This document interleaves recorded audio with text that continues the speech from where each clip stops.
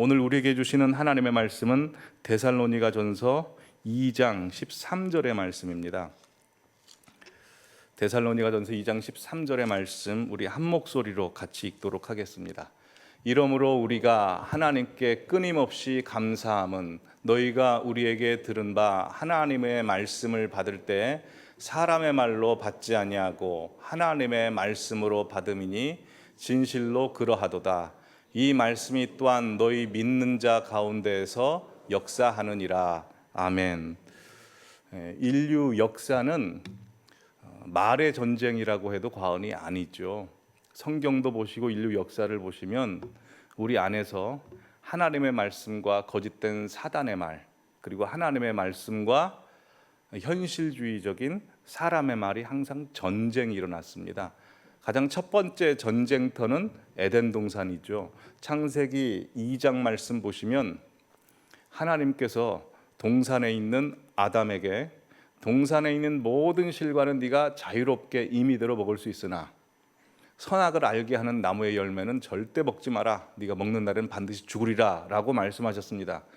창세기 3장 4절에 보면 옛뱀이었던 사단이 하와에게 너는 결코 죽지 아니하리라 라고 이야기를 하죠. 결국 하와는 하나님의 말씀보다 사단의 말을 믿고 선악과를 따먹고 또한 자기 남편 아담에게 줌으로 말미암아 인류가 원죄를 가지게 되어 하나님과의 관계가 끊어지고 영이 죽고 혼과 육도 죽어지게 되어버렸습니다. 또한 민수기 14장에 보시면 이스라엘 백성들이 광야 생활을 할 때 이제 1년 지나고 나서 모세가 이스라엘 백성들 12지파의 대표를 정탐꾼으로 보내게 됩니다. 40일간 정탐을 하고 나서 이제 다시 돌아오게 되는데 그 정탐꾼 중 2명 여호수아 갈렙은 이렇게 이야기하죠. 우리가 곧 올라가서 그 땅을 취하자 능히 이기리라 라고 믿음의 말을 선포합니다. 그러나 10명의 정탐꾼은 사람의 시선으로 보고 와서 사람의 말을 합니다. 우리는 능히 올라가서 그 백성을 치지 못하리라. 그들은 우리보다 강하리라 라고 합니다. 그리고 수많은 이스라엘 백성들은 사람의 말을 듣습니다. 그리고 결국 어떻게 됩니까? 이스라엘 백성들은 40년 동안 광야 생활하면서 다 거기서 죽어지는 운명이 됩니다. 단 여호수아 갈렙만은 가나안 땅에 들어가게 되죠. 또한 한 개인의 인생에도 하나님의 말씀과 사단의 말, 하나님의 말씀과 사람의 말의 전쟁이 이루어졌습니다. 사사기 6장에 보시면 미디안이 이스라엘 모든 사람을 압제했을 때 본문 바로 보여주시죠. 압제했을 때 하나님께서 기드온에게 나타나셔서 이렇게 말씀하십니다. 큰 용사여 라고 말씀하시죠. 그러나 사람의 시선을 가지고 열등감에 빠지고 있었던 기드온은 나는 작은 사람입니다 라고 이야기를 합니다.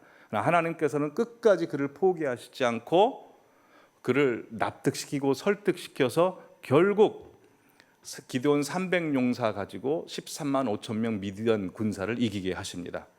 또한 다윗과 골리앗의 싸움도 마찬가지죠. 다들 아시다시피 다윗과 골리앗의 싸움이 사무엘상 17장에 있는데 내용을 보시면 다윗과 골리앗이 싸운 내용은 별로 없습니다. 한 구절에 지납니다. 대부분 다 말싸움입니다. 먼저 골리앗이 이렇게 얘기합니다. 내가 네 살을 공중의 새들과 들짐승에게 주리라 라고 골리앗이 다윗에게 이야기합니다. 그래서 다윗이 믿음의 말을 선포하죠. 전쟁은 여호와께 속한 것인즉 그가 너희를 우리 손에 넘기리라. 이 말이 무슨 말입니까? 골리앗 너 지금 나랑 싸우는 거 아니다. 하나님하고 싸우는 거다. 너 죽었어. 이 말을 선포하고 다윗은 골리앗을 이겨냅니다. 뿐만 아니라 신약 성경 가보시면 이제는 사단과 예수님이 전면전이 펼쳐지죠. 예수님께서 광야에 가셨을 때 사단이 예수님에게 이렇게 심합니다. 네가 만일 하나님의 아들이었든, 예수님의 속을 긁는 거죠. 하나님의 아들이신데 네가 만일 하나님의 아들이거든 이렇게 하는 거 속을 긁는 겁니다. 이 돌들로 떡덩이가 되게 하라. 세상이 원하는 방법으로 한번 네가 하나님의 아들임을 보여줘라 라고 했을 때 예수님께서는 야 사람이 세상 사람처럼 떡으로만 사는 건 아니다. 하나님의 말씀이 임하면 이 세상 모든 것을 이겨낼 수 있다라고 말씀하십니다. 그래서 사단이 이제는 예수님을 성전 꼭대기로 데리고 가서 여기서 한번 뛰어내려 봐라. 그러면서 시편 91편을 교묘하게 비틀어 천사가 너를 받들어 줄 것이다 라고 이야기를 하자 예수님께서는 신명기 말씀을 대서 너 주 너의 하나님을 시험하지 말라라고 말씀을 선포하시고 승리하십니다. 자, 이번에 사단이 또 예수님을 산꼭대기에 데리고 가서 천하 네가 만약 나를 경배하면 이 모든 세상을 너에게 줄 것이다 라고 이야기합니다. 그러자 예수님께서 야, 이 세상이 네 건 줄 아냐? 이 모든 세상은 하나님의 것이다. 그러니 당장 물러가라. 이 세상을 만드신 하나님만 경배받으실 분이다 라고 하여 이겨내십니다. 또한 십자가상에서도 마찬가지죠. 수많은 사람들이 네가 만약 하나님의 아들이거든 내려와 봐라. 또한 이 사람을 십자가에 못 박으소서라고 합니다. 물론 하나님께서는 침묵하십니다. 그러나 이미 하나님께서는 예수님께서 세례 받으실 때 이렇게 말씀하시죠. 이는 내 사랑하는 아들이요 내 기뻐하는 자다라고 하시면서 하나님이 증명하십니다. 즉 예수님의 머릿속에는 마음속에는 언제나 하나님의 말씀으로 충만해져 있었기 때문에 승리했던 겁니다. 여러분, 이렇게 인류 역사는 우리 사람 안에서 하나님의 말씀과 거짓된 사단의 말, 하나님의 말씀과 그냥 상식적이고 그냥 눈에 보이는 현실적인 사람의 말이 항상 전투가 벌어집니다. 그래서 믿는 사람 안에서 하나님의 말씀이 힘을 얻으면 우리는 승리하게 되어 평안과 기쁨과 담대함을 가지고 살아가게 되는 것이고, 만약 우리 안에서 사람의 말이 승리하거나 거짓된 사단의 말이 승리하게 되면 우린 서로 싸우고 절마하고 조급해지고 낭망하게 될 수밖에 없는 것이 우리의 현실입니다. 자, 그렇다면 성도님들 안에서, 우리 가정 안에서, 교회 안에서 성도님들은 어떤 말씀이 승리하고 있습니까? 옛날에 우리 교회 안에서도 이 두 가지 말씀이 혼재되어 있었던 적이 있죠. 한번 보여주시면, 하나님이 우리 교회를 떠나셨다. 하나님이 우리 교회와 함께 하신다. 하나님이 우리를 버리셨다. 하나님께서 우리를 불쌍히 여기시고 사랑하신다. 이 두 말씀이 혼재되어 있었던 적이 있죠. 성도님들, 그때 어떤 말씀을 더 믿고 의지하셨습니까? 예, 하나님의 말씀은 하나님께서 우리와 함께 하신다. 하나님께서 우리를 절대 놓지 않으신다. 하나님 우리를 불쌍히 여기시고 사랑하신다 라는 말씀이 우리 안에서 살아 숨쉬자, 그 말씀을 붙잡자 하나님께서 우리를 회복하시고 은혜 주시고 강하게 하시고 하나 되게 하시는 것입니다. 여러분, 교회라고 해서 다 똑같지 않습니다. 하나님의 말씀이 충만한 교회가 있고 사람의 말이 충만한 교회가 있습니다. 하나님의 말씀이 충만한 교회는 우리 자아를 죽입니다. 대신에 우리의 영이 살아나면서 우리가 겸손해집니다. 서로 용납하고 사랑하고 힘을 얻습니다. 사람의 말이 충만해지면 이제 똑똑한 말 하는 것 같고 웃긴 말 하는 것 같지만 속이 허합니다. 또한 서로 옳고 그름을 따지느라고 분열이 됩니다. 갈등이 됩니다. 받아주기가 힘듭니다. 가정에서도 마찬가지입니다. 하나님의 말씀이 충만해지면 조급함이 사라집니다. 참게 되고 넘어가지고 하나님께서 역사하실 것을 믿고 기다릴 수 있게 되고, 기다리는 동안도 하나님이 붙잡고 있다는 것 때문에 감사할 수 있습니다. 그러나 가정 안에서 사람의 말이 내 안에 가득 차게 되면 일단 조급해집니다. 내가 어떻게 해야 될 것 같습니다. 그래서 액션을 취하고 한마디 하다가 싸우게 되고 분열이 되고 상처받게 되고 이상하게 되는 것이 우리의 현실입니다. 그러기에 우리 안에서, 교회 안에서, 가정 안에서, 내 안에서, 우리 사회 안에서 하나님의 말씀으로 풍성해져야 우리는 살아납니다. 그러나 하나님의 말씀이 사라지면 우리는 죽습니다. 그게 원리입니다. 근데 오늘 본문을 보시면 데살로니가 교회는 하나님의 말씀으로 충만했답니다. 어떻게 데살로니가 교회는 하나님의 말씀으로 충만할 수 있었을까요? 13절 말씀 우리 한 목소리로 다시 한번 읽어보도록 하겠습니다. 이러므로 우리가 하나님께 끊임없이 감사함은 너희가 우리에게 들은 바 하나님의 말씀을 받을 때 사람의 말로 받지 아니하고 하나님의 말씀으로 받음이니 진실로 그러하도다. 이 말씀이 또한 너희 믿는 자 가운데서 역사하느니라. 예, 아멘입니다. 사도 바울은 데살로니가 교회 교인들을 생각할 때마다 멈출 수 없이 기쁨과 감사가 일어났답니다.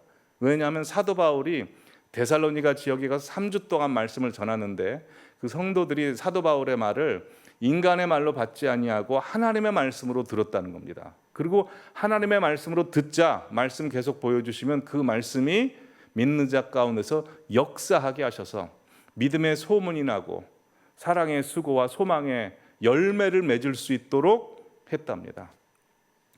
이걸 생각할 때마다 사도 바울은 감사할 수밖에 없습니다. 왜냐하면 한번 생각해 보시죠. 데살로니가 전에 사도 바울은 어디에 있었죠? 빌립보에 있었죠. 빌립보에서 무슨 일이 있었습니까? 복음 전하다가 사람들에게 매맞고 감옥에 gat혔습니다. 하나님의 능력으로 말미암아 감옥에서 나왔다 할지라도 그는 쫓겨나서 데살로니가로 도망을 갑니다. 그럼 데살로니가로 갔던 매맞고 쫓겨나간 사도 바울의 몰골이 어땠을 것 같습니까? 일단 살이 쭉 빠졌겠죠. 그리고 그는 매맞은 데가 있어서 뭐 멍도 있고요, 피투성인 곳도 있고 흔적도 있습니다. 거기다 옷은 어땠을까요? 허름했을 겁니다. 근데 사도 바울은 말도 졸했다고 했습니다. 말 솜씨가 그렇게 좋지 못했습니다. 그렇게 꾀죄죄한 모습으로 사람들에게 하나님의 말씀을 전하면 사람 눈으로 볼 때 그 말씀에 신뢰가 가겠습니까? 그 말을 하고 있는 사도 바울이 매력적으로 보이겠습니까? 절대 그렇지 않죠. 근데 희한하게도 데살로니가 교회 성도들은 3주 동안 사도 바울의 말씀을 전하는데 그 인간의 말로 들리지 않고 하나님의 말씀으로 들렸다는 겁니다. 이게 너무나 신기하고 참 감사할 수밖에 없죠. 그렇지 않습니까? 여러분, 하나님 복음서를 보시면 하나님이신 예수님께서 이 땅에 오셔서 하나님의 말씀을 선포하셨습니다. 근데 그때 사람들이 다 하나님이신 줄 알고 하나님의 말씀으로 다 들었습니까? 안 그랬습니다. 하나님의 말씀으로 들었던 사람도 있는데 하나님의 말씀이 아닌 것으로 들었던 사람도 굉장히 많습니다. 누가 그랬습니까? 대표적인 사람이 성경을 안다고 하는 바리새인들, 서기관들, 돈 많은 사두개인들, 그래도 어느 정도 대접받고 품격 있고 지식 있는 사람들이 다 무시했습니다. 왜 그랬습니까? 예수님은 갈릴리 목수라고 했습니다. 갈릴리란 지역은 무슨 선한 것이 나오겠느냐 해서 차별받는 곳, 비천한 곳이었습니다. 또한 예수님이 목수라는 이유가 무엇입니까? 옛날에도 한번 말씀드렸는데요. 당시는 모든 세계를 로마가 다 압제하고 있었고 로마가 사람들의 세금을 받아들였습니다. 그 세금을 돈 있는 사람은 잘 냈겠죠. 돈 없는 사람은 어땠을까요? 옛날에 우리나라도 뭐 근역법 있어서 돈 내는 사람은 군대가 면제되고 아닌 사람은 실제 군대 가서 며칠 복무하고 조선시대 때 그러지 않았습니까? 당시에 로마가 세상을 압제했을 때는 무조건 로마를 찬양하는, 황제를 찬양하는 도시를 하나 지었거든요. 그러니 세금을 낼 수 없었던 사람은 뭐 했을까요? 도시 가서 그 목수 역할을 한 겁니다. 막노동했다는 겁니다. 예수님께서는 갈릴리 지역의 막노동의 아들이었고 막노동을 하신 분입니다. 그러니 그냥 사람 눈에 보기에 허름한 옷을 입고 허름한 일을 하는 예수님이 하나님의 말씀이라고 하나님의 아들이라고 선포하니 바리새인과 공부 많이 하고 돈 많은 사람들이 딱 보기에 예수님 무시할 수밖에 없죠. 그러니 예수님의 말씀은 하나님의 말씀으로 듣지 않았습니다. 근데 그들은 뭐라고 예수님이 부르신 줄 아십니까? 뱀의 자손이라고 했습니다. 독사의 자식들아, 뱀의 후손이라고 이야기를 합니다. 여러분, 그러기에 하나님께서 말씀을 전하실 때는 초등학생을 통해서 사로잡아서 말씀하실 수도 있고요. 또한 하나님께서 시골에서 콩나물 파는 할머니나 아줌마들을 사로잡으시면 그분들을 통해서 말씀하실 수도 있습니다. 사람의 그 혼이 배울 수 있는 지혜와 지식 정도가 아니라 하나님이 사로잡으시면 그 사람들을 통해서 말씀하실 수도 있다는 것입니다. 그러기에 우리에게 중요한 건 무엇입니까? 하나님이 누구를 통해서 말씀하셔도 그게 하나님의 말씀으로 듣는 능력이 필요한 것이죠. 그게 중요한 것입니다. 그러기에 오늘은 어떻게 데살로니가 교인들이 사도 바울의 말을 하나님의 말씀으로 들을 수 있었는지, 좀 성경 전체 거시적인 차원에서 하나님의 말씀이 우리 안에서 역사되기까지의 과정을 한번 살펴보도록 하겠습니다. 자, 먼저 하나님께서 우리 사람들에게 어떻게 말씀하시는지를 살펴보려면 우리는 지금 성경을 갖고 있지만 성경이 없던 시절에 신앙생활 하신 사람들도 한번 살펴봐야죠. 그럼 성경이 없던 시절에 하나님은 어떻게 말씀하셨을까요? 신명기 18장 18절 말씀 우리 함께 읽어보도록 하겠습니다. 내가 그들의 형제 중에서 너와 같은 선지자 하나를 그들을 위하여 일으키고 내 말을 그 입에 두리니 내가 그에게 명령하는 것을 그가 무리에게 다 말하리라. 예, 하나님께서 성경이 없던 시절에 말씀하시던 방법은 우리와 똑같은 사람 한 사람을 택해가지고 그 사람에게 하나님의 말씀을 그 입에 넣어줍니다. 그리고 그 사람이 하나님께서 말씀하신 그 내용을 무리에게 그대로 전달하는 겁니다. 그래서 사도행전 28장 25절에 보시면 성령께서 이렇게 말씀하셨습니다. 선지자 이사야를 통하여 너희 조상들에게 말씀하셨다. 예. 자, 이걸 한번 도식화해 봤습니다. 보여주시면 이렇습니다. 하나님께서 한 사람을 택하여 선지자로 세우시고 그 사람에게 말씀하십니다. 이걸 가리켜 계시라고 합니다. 계시받은 선지자는 그대로 청중들에게 선포하면 됩니다. 자, 그러면 구약 시대 때 하나님께서 한 사람을 택하여 하나님의 말씀을 두시고 그 선지자로 통하여 하나님의 말씀을 전했을 때 사람들이 그 말을 잘 들었을까요? 못 들었을까요? 그 말씀을 하나님의 말씀으로 받아들였을까요? 잘 받아들이지 않았을까요? 잘 받아들이지 않았습니다. 예레미야 시대 때가 그때인데요. 예레미야 시대 때는 남유다가 거의 멸망하기 직전입니다. 근데 예레미야가 하나님의 말씀을 선포했을 때 그 말을 듣기 싫어가지고 시드기야 남유다 왕이 그를 감옥에 갇힙니다. 근데 감옥에 가두었을 때 국제 정세가 너무나 혼란스러운 겁니다. 답답해가지고 예레미야 37장에 보시면 시드기야가 몰래 왕궁에서 비밀히 예레미야를 불러다가 이렇게 이야기합니다. 여호와께로부터 받은 말씀이 있느냐. 예. 이 시드기야도 아는 겁니다. 예레미야를 통해서 말씀하시는 걸 아는 건데, 근데 그 하나님의 말씀을 받아들이지 않았다는 것이죠. 그러게 당시에 기록된 성경 말씀이 없어도 인간 모세가 말할 때 이게 하나님의 말씀이구나 라고 했을 때 하나님의 역사가 일어나는 것이지, 이게 인간 모세의 말로 치버리면 역사가 전혀 일어나지 않았던 것입니다. 예레미야의 말도 예레미야의 말로 들으면 하나님의 역사가 일어나지 않지만 하나님의 말씀으로 들으면 하나님께서 역사하신 것이죠. 자, 이렇게 하나님께서는 구약 시대 때 선지자들에게 말씀을 두시고 그 사람들을 통해서 청중들에게 말씀하게 하셨습니다. 근데 참 지금 감사한 것은 뭐냐면 그 시절에 하나님께서 말씀하신 것을 그냥 사라지게 하지 않으셨다는 겁니다. 우리가 보고 있듯이 성경으로 기록되어 우리가 보고 있습니다. 누구를 위해서 기록하게 하신 걸까요? 우리를 위해서 기록하게 하신 것이죠. 그래서 로마서 15장 말씀 보시면 무엇이든지 전에 기록된 말은 우리의 교훈을 위하여 기록된 것이니 라고 되어 있습니다. 우리를 위해서 이 성경이 기록되어 있습니다. 자, 그러면 성경을 어떻게 기록하게 하셨을까요?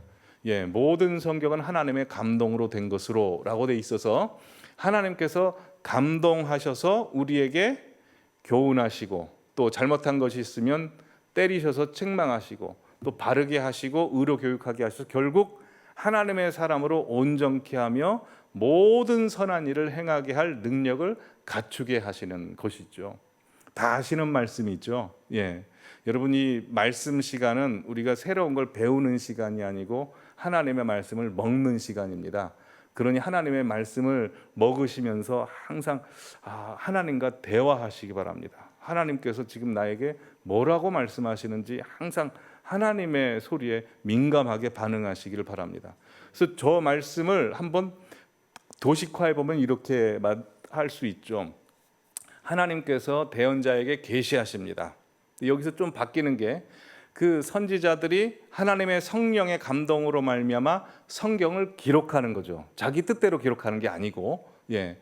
그러면 이제 요즘 시대는 설교자가 성경을 읽는데 그냥 읽는 게 아닙니다.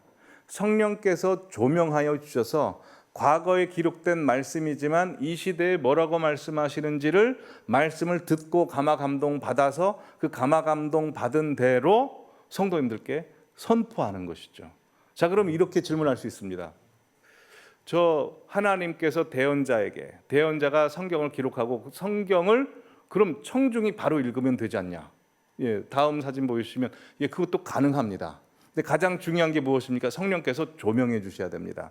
하나님께서 지혜와 계시의 영을 주사 하나님께서 지금 이 말씀을 통해서 나에게 살아서 숨쉬는 말씀이 무엇인지를 알게 해 주십시오 라고 기도하시면서 성경을 꾸준히 읽으시기를 바랍니다.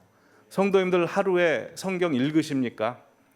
꼬박꼬박 읽으시기 바랍니다. 그리고 그 말씀을 통해서 과거의 말씀이지만 지금도 살아서 나에게 말씀하신다는 것을 항상 민감하게 들으시고 확인하시기를 바랍니다. 그리고 적으시고요. 핸드폰에 기록해 두시고 하나님의 역사를 어떻게 하시는지를 항상 지켜보시기를 바랍니다. 자, 그러면 설교자 필요 없지 않을까요?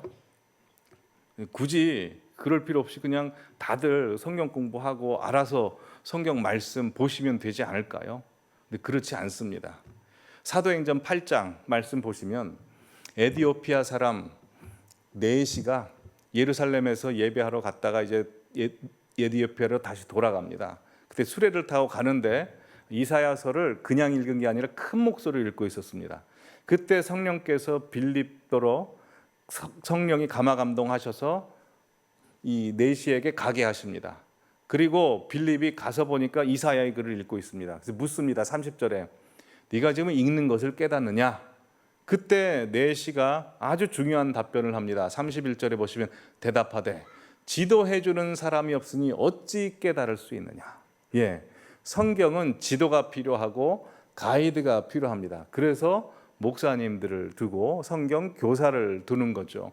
그래서 빌립에게 성경을 깨달음을 받은 이 네시는 세례를 받고 성령을 받아서 온전히 변화되게 됩니다.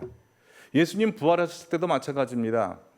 누가복음 24장에 보시면 엠마오로 가는 두 제자가 있죠. 예수님 돌아가셨고 예수님 안 보이신다고 해서 절망과 피폐된 삶을 가지고 돌아가고 있는 그 제자들에게 보여주시면 예수님께서 이렇게 하십니다. 뭘 해주시냐면 희망 가져라, 위로해 주겠다, 위로 받아라 라고 하시는 것이 아니고 성경을 풀어주십니다.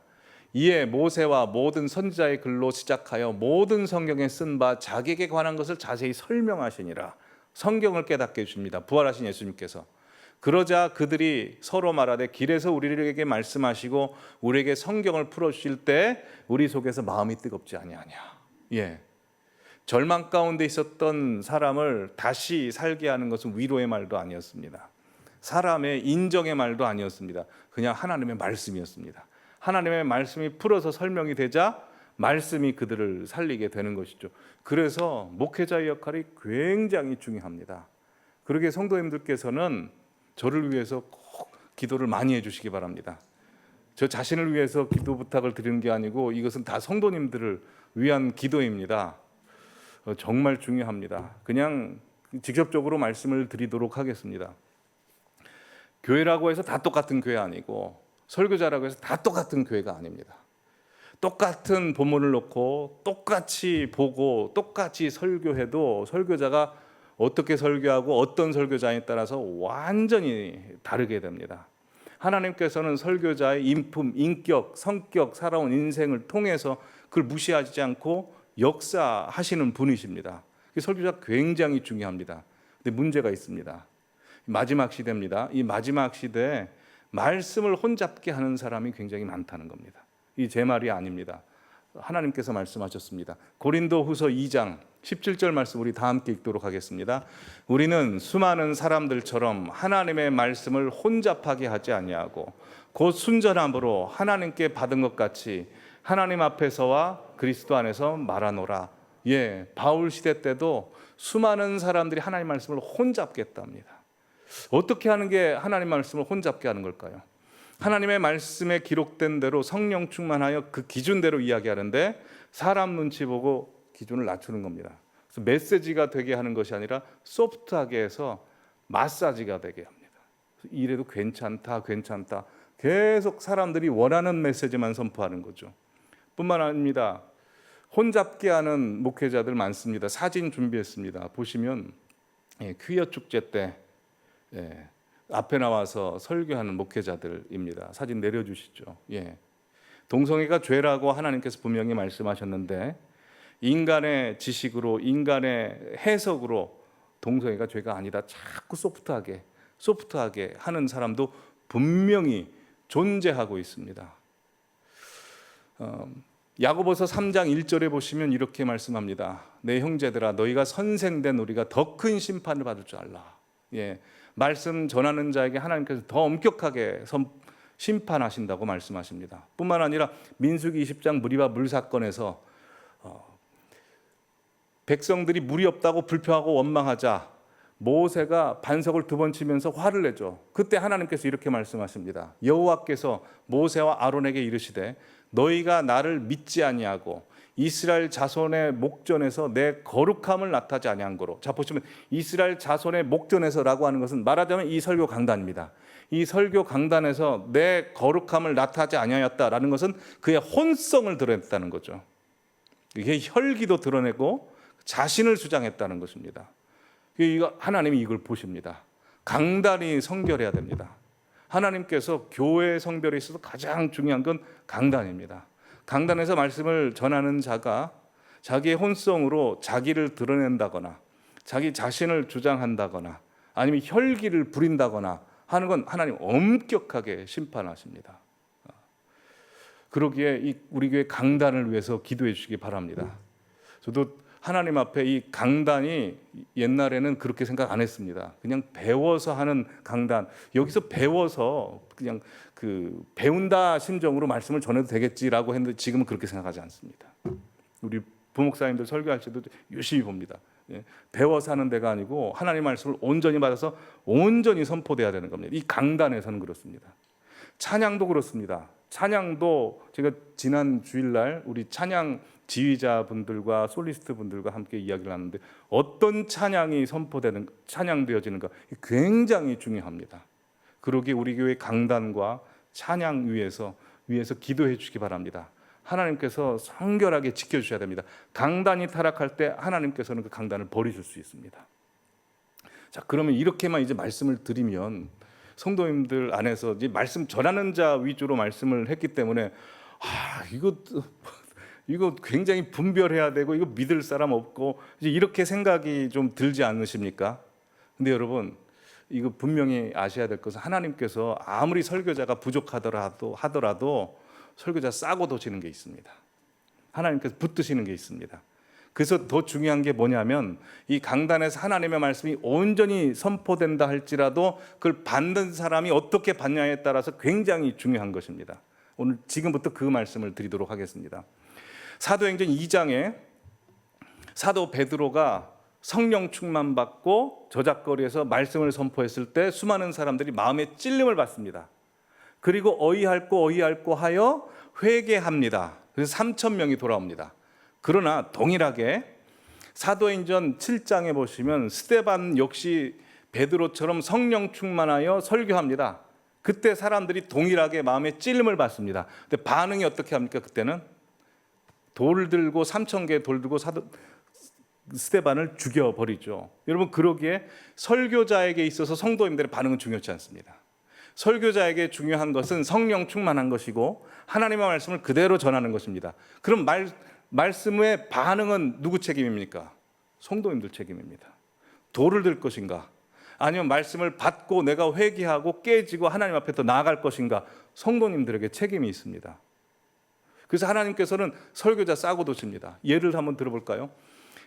사무엘상 1장에 보시면 한나가 막 아들이 없다고 통곡하며 기도합니다. 그때 아두난 제사장이었던 엘리 제사장이 그걸 보고 너 술 취했다라고 이야기합니다. 엘리 제사장은 나중에 심판받습니다. 그때 사무엘상 1장 말씀 보여주시면 한나가 엘리 제사장에게 나 제발 아들이 있었으면 좋겠다라고 이야기하니까 엘리 제사장이 뭐 영성이 있어서 이렇게 대답한 것도 아닙니다. 하나님이 내가 기도하여 구한 것을 허락하시기를 원하노라 라고 그냥 의뢰이 이렇게 이야기를 합니다. 근데 18절에 보면 한나는 이걸 믿어버립니다. 얼굴엔 다시 근심이 없습니다. 그래서 하나님께서 어떻게 하시면 19절에 여호와께서 그를 생각하셔서 사무엘을 준비시키시는 거죠. 이렇게 하나님께서는 하나님의 말씀을 듣는 자가 어떻게 듣냐에 따라서 다르게 역사해 버리십니다. 자, 다윗도 한번 이야기해 볼까요? 다들 아시다시피 다윗은 바세바를 간음했습니다. 근데 하나님께서 다윗에게 직접 찾아가서 너 그거 죄야 라고 말씀하시지 않습니다. 누구에게 말씀하십니까? 나단에게 말씀하십니다. 근데 나단이 고민이 되죠. 그걸 가서 이야기를 하면 자기가 죽임을 당할 수 있는데 이게 기도했겠죠. 하나님 어떻게 가서 설교해야 될까요? 하나님께서 비유 설교를 하라라고 해서 비유 설교를 합니다. 양이 많은 사람이 있습니다. 근데 어떤 손님이 왔을 때 자기 양을 대접한 게 아니라 양 한 마리밖에 없는 사람 양을 잡아다가 대접해 버렸습니다. 그럼 그 사람 어떻게 해야 되냐라고 했을 때 다윗이 이렇게 이야기하죠. 이 일을 행한 그 사람을 반드시 죽을지라. 그러자 나단이 용기를 내서 이렇게 이야기합니다. 함께 사무엘하 12장 7절 말씀을 같이 읽어보실까요? 나단이 다윗에게 이르되 당신이 그 사람이다 하고 직접 대고 이야기합니다.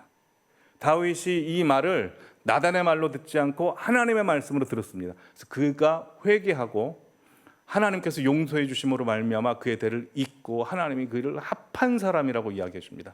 만약 다윗이 저 나단의 말을 그냥 사람 나단의 말로 여겼다면 어떻게 됐을까요? 그는 나단을 죽였을 것입니다. 그리고 다윗 역시 사울처럼 하나님 앞에 버림받았을 것입니다. 여러분, 이렇게 이 강단에서 나오는 말씀을 우리가 사람의 말로 듣느냐 하나님의 말씀으로 듣느냐, 이걸 어떻게 듣냐에 따라서 생과 사가 갈리고 복과 저주가 완전히 갈립니다. 심지어 이 설교자가 잘못해가지고 자기 혈기로 이야기를 했다 하더라도 그건 하나님께서 직접 대고 설교자를 심판하십니다. 근데 그걸 받아든 사람도 어떻게 받냐에 따라서 하나님이 완전 다르게 하십니다. 여러분, 세상도 그렇습니다. 세상에서도 누구 말을 잘 듣냐 안 듣냐에 따라서 생과 사가 완전 갈립니다. 성공과 실패가 완전 갈립니다.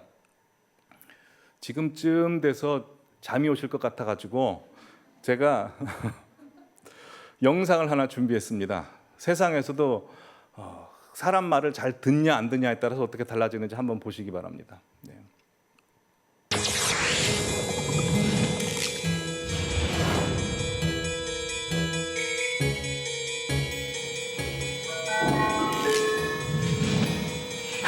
다음 사업 설명을 듣고 슬리가 한 말로 가장 특별한 것을 고르세요. Shirley had a test coming up. She had a lot of studying to do. Just but 5 minutes later, she turned it back on again. She wanted to turn it off again. She did. Forward to another successful launch for America's Space Shuttle Challenger. 4, 3, 2, 1, 0. And mission, and it is clear to tower. However, the Challenger carried the first non-astronaut. Challenger, go at throttle level. Challenger, go at throttle level.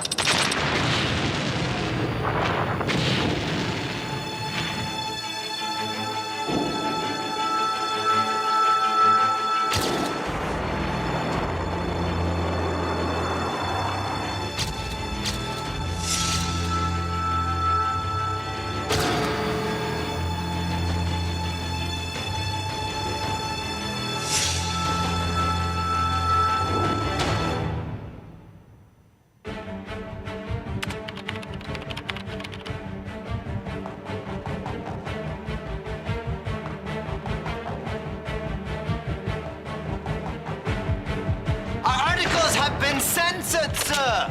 What? I'm very busy right now. Don't you remember how much the farmers suffered the last time we collected their data?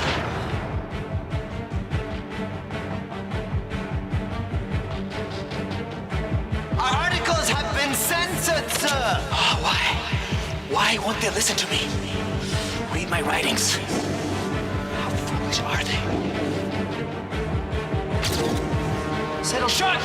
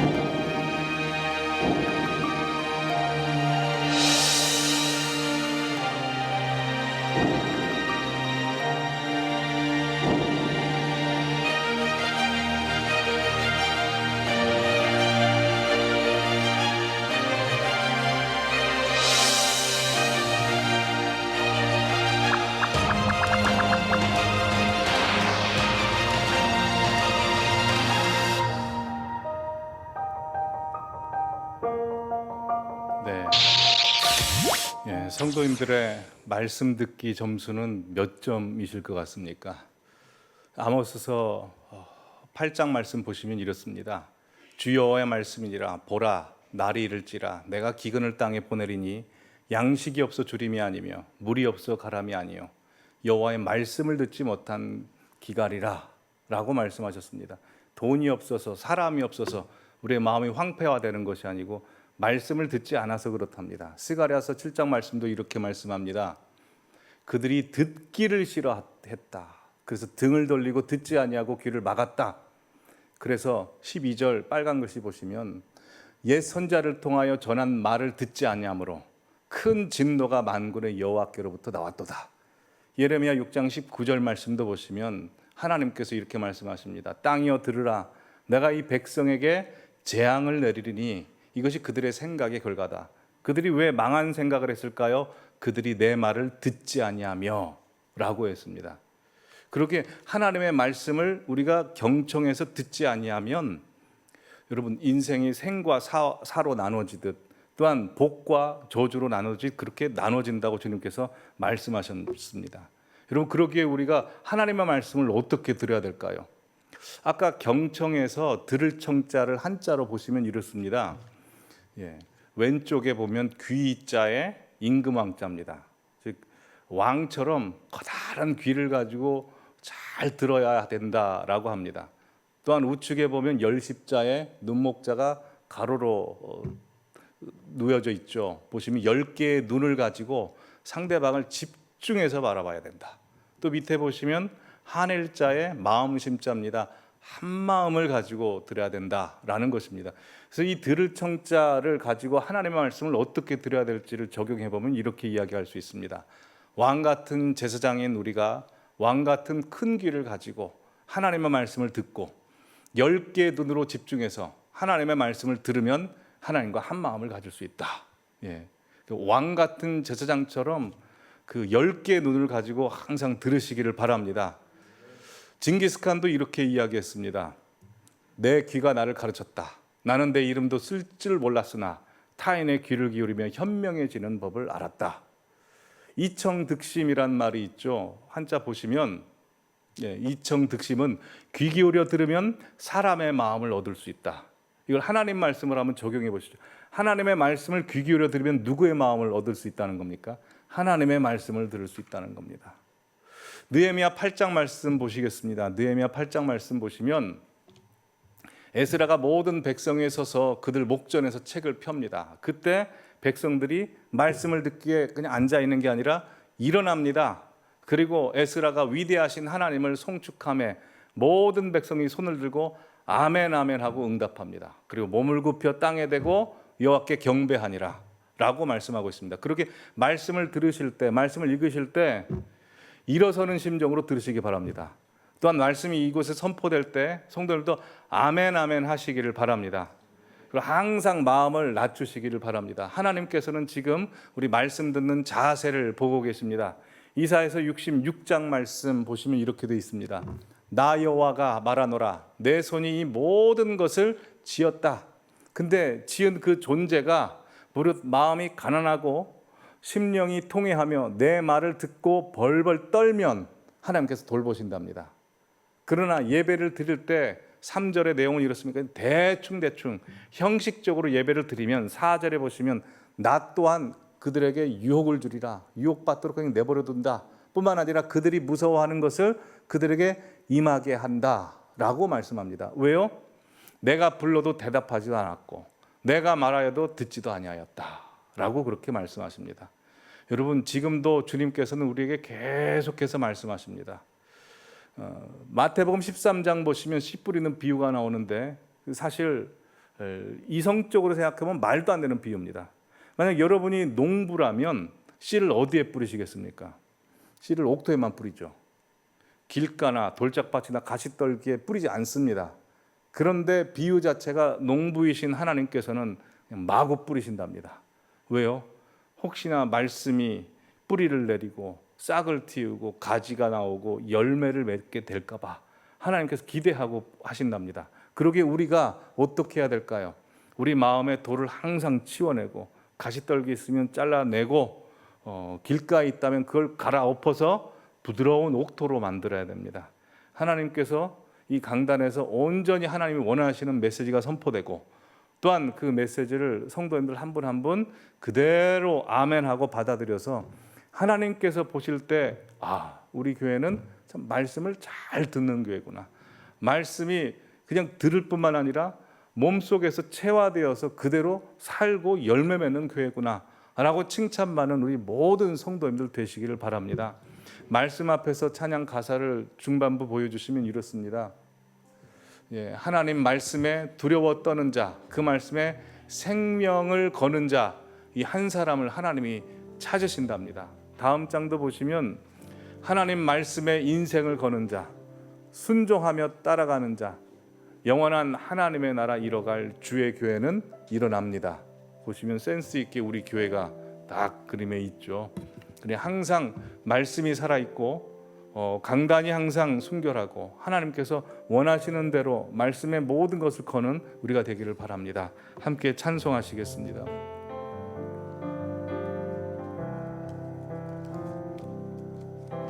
말씀 앞에서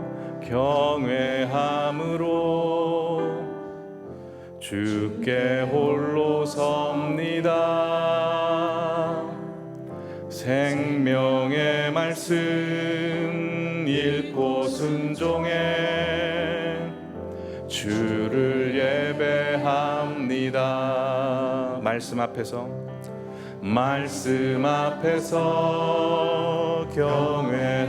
경외함으로 주께 홀로 섭니다.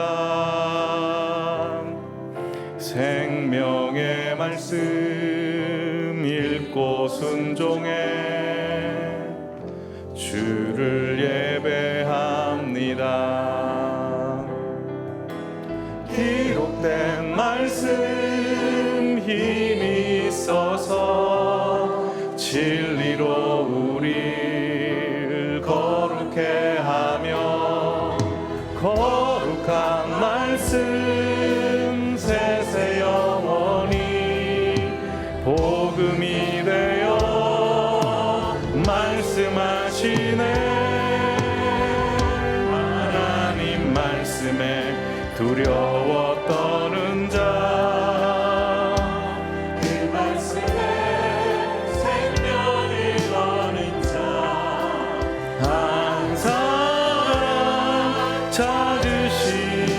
찾으시는 주님의 약속을 믿어 하나님 말씀에 인생을 거는 자, 순종하며 주 따라가는 자, 영원한 하나님 나라 이뤄갈 주의 교회여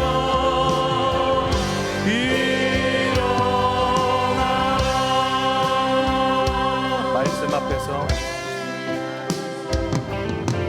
말씀 앞에서 경외함으로 주께 홀로 섭니다. 생명의 말씀 읽고 순종해 주를 예배합니다. 기록된 말씀 힘이 있어서 진리로 우리 거룩해 하며 거룩한 말씀 세세 영원히 복음이 되어 말씀하시네. 하나님 말씀에 두려워 떠는 자,